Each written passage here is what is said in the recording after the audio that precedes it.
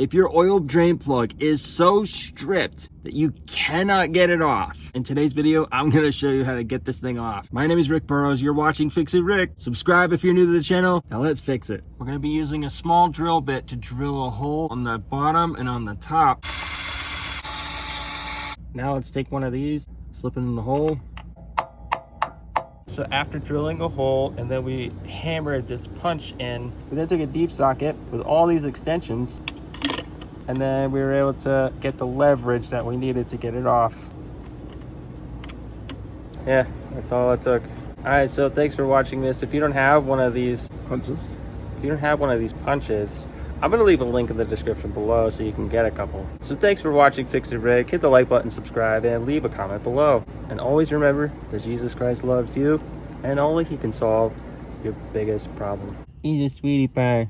He started to cuddle next to me after it started raining. Aww.